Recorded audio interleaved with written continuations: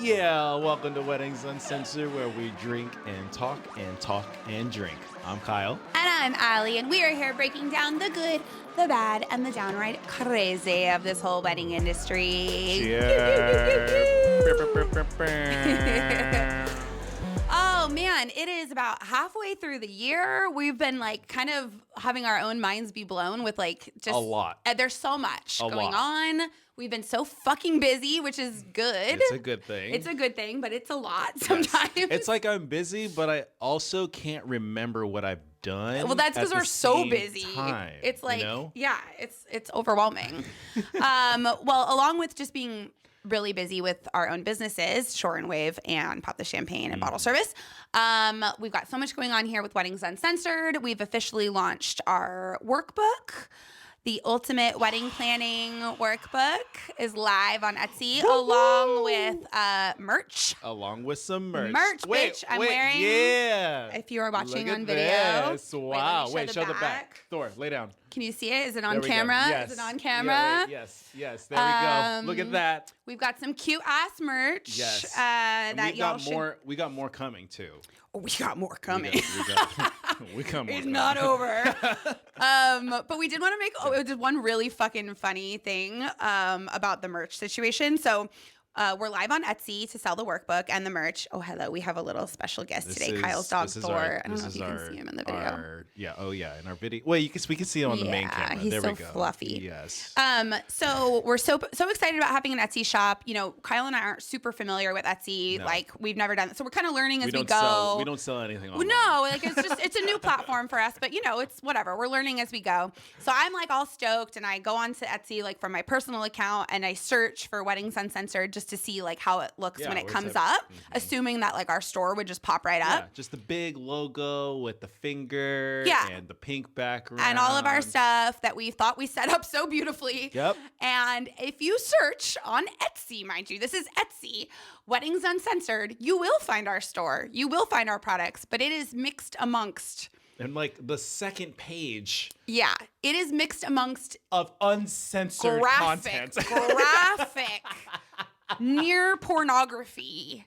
Because apparently Weddings Uncensored is also a keyword for like dirty lingerie. But I had no idea. I know. Etsy was even like this. Yes. This is like, I thought Etsy just became the dark web. Once I typed there's like there's labia, there is nipple, there is like full uncensored, I guess, for your wedding night or whatever. So at first I was like, oh my God, Kyle, what are we gonna do? We have to change our name. Yeah, I was like, we have to change the title of the product. This is a real branding issue. And then the more that we thought about it, we decided, fuck it. It's kind of on brand. We're like leaning into the whole thing. What are we gonna do? So just be careful when you go search for said workbook. Be very specific on the words. Well, or just enjoy the content. Just know. Don't be at work.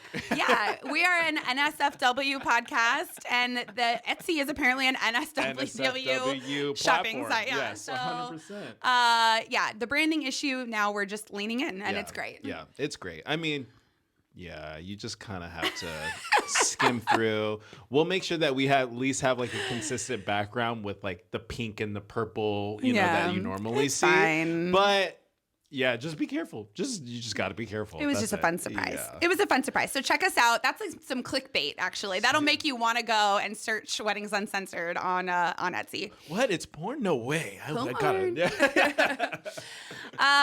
So yeah, we were kind of just thinking about this year so far, and we've had some just unique weddings. I think some of your bigger weddings that we've had. I've had kind of a lot of different stuff this year, which after doing this for a decade, it's interesting to still have new things coming up all the time. But one kind of thing that we had similarly this year is doing some more destination weddings, which is just, we're not quote unquote destination vendors. That's not our like niche. But there are times where couples will ask us of like, they like our style, they like what we do, and they want us to come out to their wedding. Yeah. So we decided happens. Today we'll just kind of touch on like some of the destination weddings we've done recently, and like our perspective from the vendors and also, from the clients and venue and everything. And we do have another episode with actual destination photographer and videographer. Oh, yeah. Oh, yeah, we do. Brian, I believe it was from Atlas and Rose. Atlas and Rose. And Christine Bradshaw Photography are specialized in destination. Yeah, so we have that episode specifically, but I guess right now we're just going to talk briefly on our experiences. Yeah. We're not necessarily destination vendors, but we will go do destination work. So you want to kick us off on what was I just got back a week and a half ago from Cabo. Okay. I assisted actually, which is also different for me because I am usually the head honcho, the head bitch in charge. But shout out to my good friend Shauna, who is a wonderful planner at Palm and Pine Events. And she had this really fabulous wedding in Cabo it's called the Acre Resort. It's very bougie. It's very bougie, but it's also very like eco. There's no rooms, everything's tree houses. But it's also like super bougie, like $25 per cocktail kind of fancy. Oh, shit. Yeah. Oh, so okay. it was just really fun. I will say overall, even though I don't consider myself an expert in destination, but even when it's like a mini destination, like if you're in LA, Palm Springs would be kind of considered like a mini destination. Like people are probably driving and staying overnight, but this is not like we're asking people to fly to Thailand or whatever. Yeah. But in general, I always tell people I think destinations are like the way to go. Like now, if I were to ever plan another wedding for myself or something, I would go somewhere. I would, because I just think you maximize the amount of time you get to experience with your guests and your family and friends. Yeah. And the vibes are just so different. Like you're in fucking Cabo. Like just relax. Go get a drink. Nobody rushed home from work to like hop on the freeway to get to your wedding. You know what I mean? Like nobody had to I don't know. There's just like all these little things that just make the vibe so different. No one's worried about getting up to go to work the next morning. Like everyone's there to party, and they were able to plan essentially like 3 days of, celebration. And it was a smaller group. They only had about 40 people, but the couple was like, we were just so happy because we felt like we got to spoil these 40 people with this experience versus they would have had probably a 200-person wedding at home. So it was really neat. I enjoyed it. It was also challenging. So what was challenging about it? Well, little small hiccups, because there's always hiccups in a wedding day, right? As a planner. So like at something as simple as, we needed this, I don't know, like specific lighter or like whatever, the little things that were missing on the day. If I was in Orange County or LA, easy access. Easy. I could go anywhere. We also didn't have a car down there because it was like we only were there for a couple days. And like driving in Mexico is a little, I don't know, it's different. Just driving in Mexico. So just for me to go run an errand, it involved me talking to the hotel people, figuring out where a store, like, because even just Googling, like, I don't know what a grocery store is versus, a Walmart. Like, I don't know what any of these things are. And they're like, no, you don't want to go there. You want to go to El Comer. You want to go, like, it's the very specific. I had to call an Uber to get to there. And so what would have been like a 30-second long errand in America was like an hour-long process in Mexico. So it's just good to, kind of factor that kind of thing in. And me and Shauna were talking about how, like, if there was any kind of real issue or emergency, like we just don't have the resources down there, right? In LA, if a DJ like didn't show up, your ability to figure shit out is very limited. I have resources all over Southern California. If somebody didn't show or if there was some kind of issue, I could call 5 other vendors that do that same job, And in Cabo, we just didn't have that. So, I mean, luckily there were no major fires to put out, but I think from a planning perspective, for me, I don't feel like I can provide the same level of service for a destination as I can provide here. There's a lot more risk. At destination stuff, if it's not a venue or a destination, either vendors or have a ton of equipment or access to. Because I've even seen posts where, we're in California, so we are a destination. I have seen a couple of times on other videographer or even photo Facebook pages where people are like, oh, hey, I flew in for this California wedding, but like either my flight got screwed over or I'm sick and I need someone to cover me. Now you're asking someone, like, if you're the couple, now from your perspective, what you probably don't know is now a photographer is going to be trusting someone to shoot your wedding that they've never worked with Right. before. Yeah.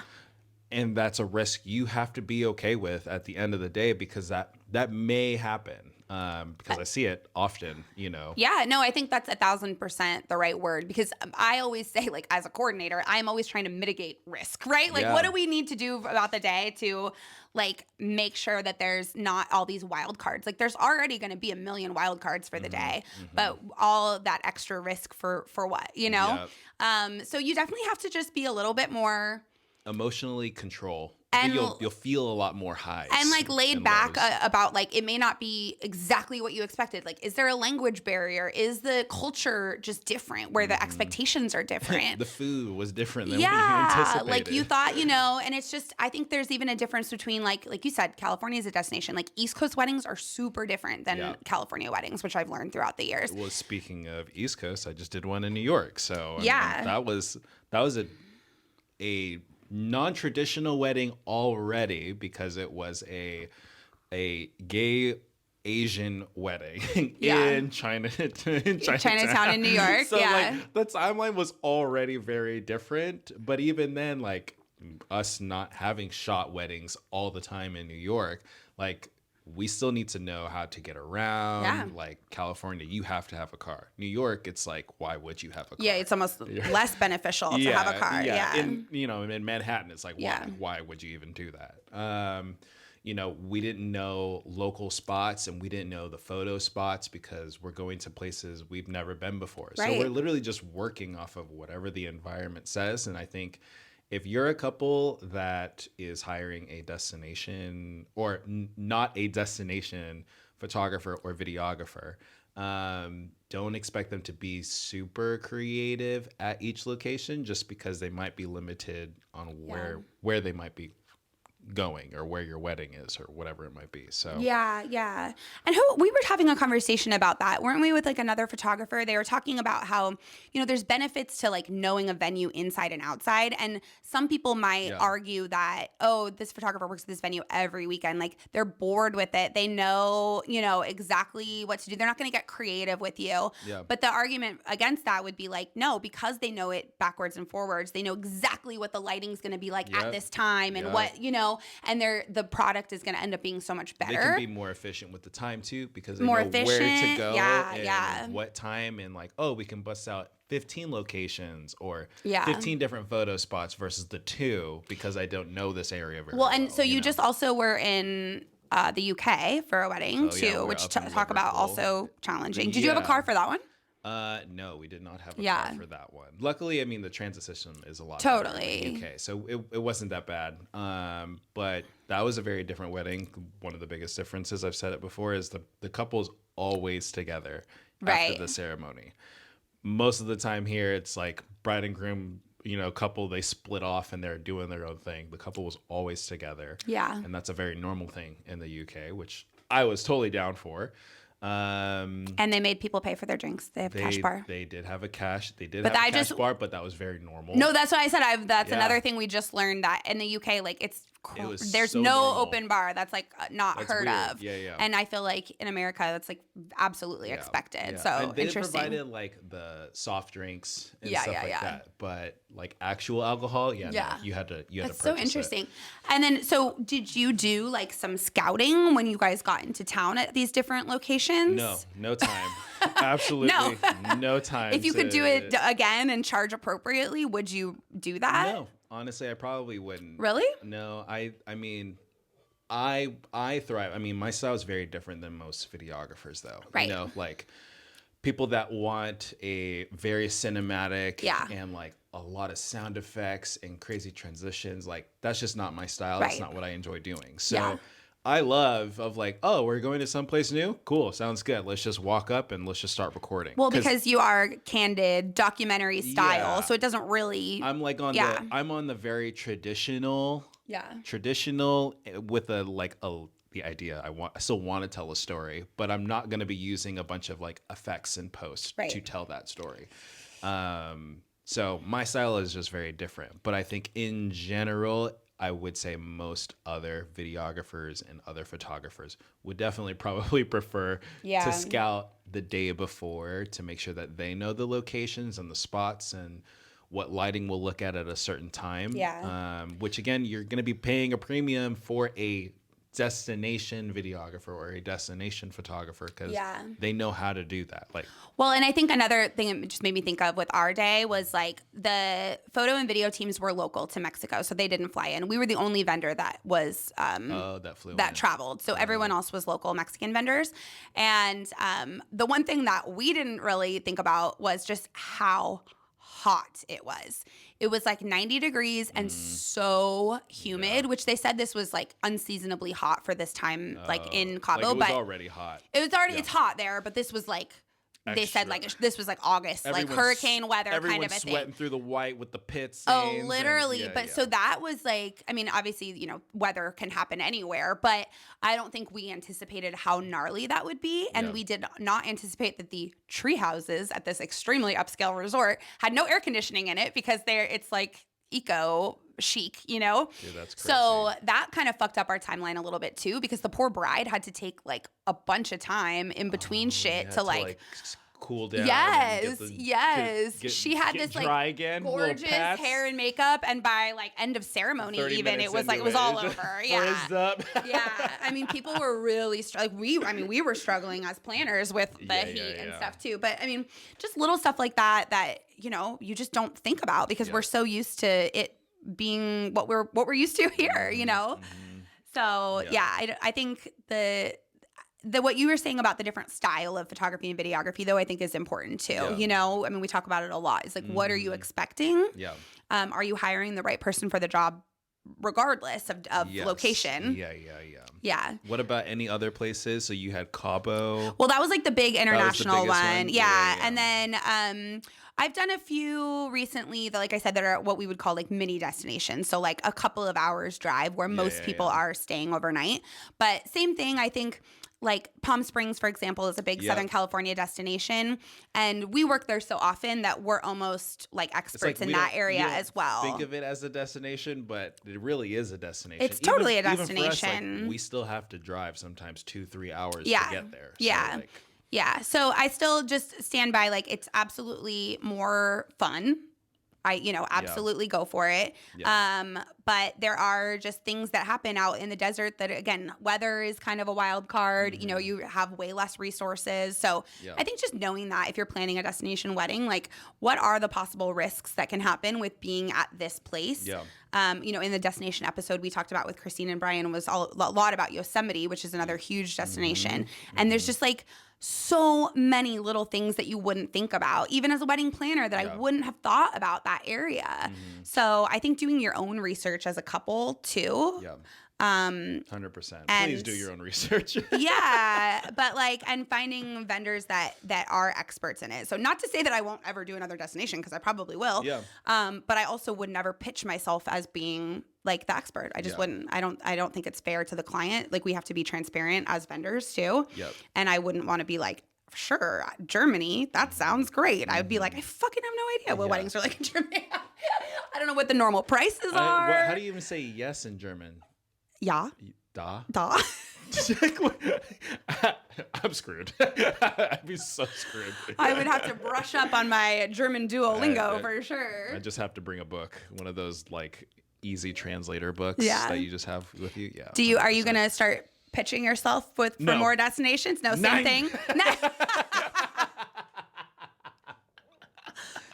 Okay, so we know how we both feel about the topic, but it's good to. I'll still go do destination stuff, for sure. But you're not like this is not what I want to do. Yeah, I'm not advertising. Well, and like it's honestly it's so much more work for us as vendors. It's like it turns one day of work into like 4 days of work, just away from our families and like everything else. It's just it really is a very different experience. So and I'll even like full transparency for anyone listening for this wedding that I did in Liverpool, this was for like a really good family friend. You know, like this wasn't just some random person and like, oh my God, Kyle, I love your work from Short and Away. No, like it was just someone that, yes, appreciates my work, and they asked me if I could do photo and video. I said, if you pay for my travel for my wife and I, then sure, I got you. Don't worry about it. So I'm not over here saying I'm a destination. No, we're saying the opposite. We're saying we're not destination.